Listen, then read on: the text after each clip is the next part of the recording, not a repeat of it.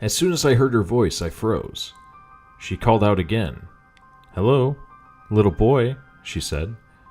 "Can you help me?" I turned to face her. She was behind me on the forest path, back the way I had just come. How could I have not seen her? Everything about her was pale. Pale white skin, pale blue eyes, and pale blonde hair. Her thin, graceful body was draped in a flowing and sheer, almost translucent white dress. Her eyes caught mine, and then guided them down to her feet, which I now saw was wedged under a heavy log. "You look like a strong little boy," she said. "I bet you could lift this log right up over your head." She then smiled. Her face eased into a mask of kindness, but beneath their shine, her pale eyes flickered with a strange coldness.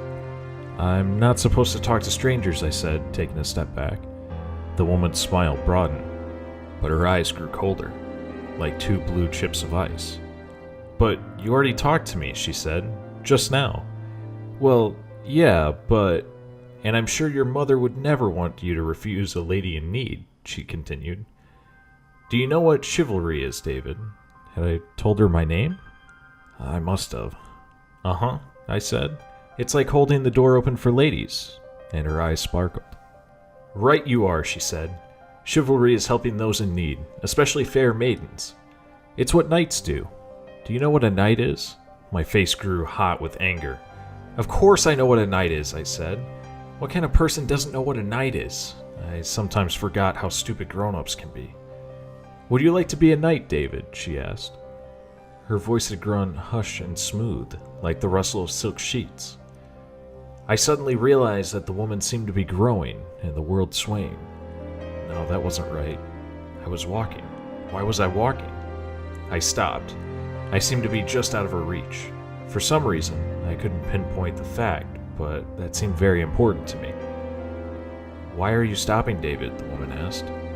Her pale blue eyes flickered for a moment, like a broken fluorescent light, and in an instant they were no longer blue, but a solid black, like the eyes of a doll. My stomach dropped. I took a step back. I really need to go home," I said. Her eyes flickered black again, and then her whole face. Beneath the milk-white skin was something like a rough black leather. Thick yellow fluid oozed from the cracks of her reptilian skin. Her black eyes were wide and crazed, and her mouth opened wide in a yawn to reveal 2 rows of jagged razor-sharp teeth.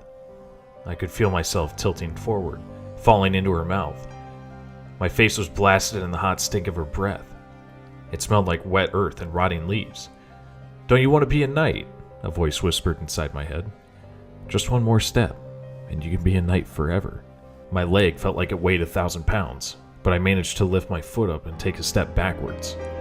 The spell was instantly broken. I tumbled back to the forest floor, and when I looked up at the woman, she looked like a woman again, but she was no longer smiling. I was shaking as I pushed myself back to my feet. I felt exhausted, but I sprinted all the way home anyway, ignoring the calls of the woman to come back from behind me. The next day at school there was an assembly. The principal gave a speech while a serious-faced policeman stood next to him. One of the first graders, Sam Coogan, had disappeared on his way home. The principal urged anyone who knew anything to come forward. No one spoke up.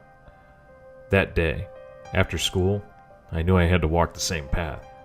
Once my parents heard about Sam Coogan, I knew they would never let me walk home again, and I had to see for myself. I had to make sure. When the log was inside, I stopped. There was something red poking up from the leaves beside it.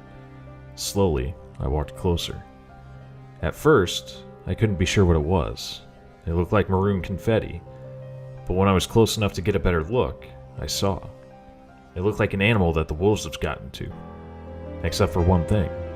In the middle of the puddle of red was a single child's shoe. I heard a rustle in the leaves behind me and I ran. I ran until my chest was on fire and my legs were rubber. And not once did I look back.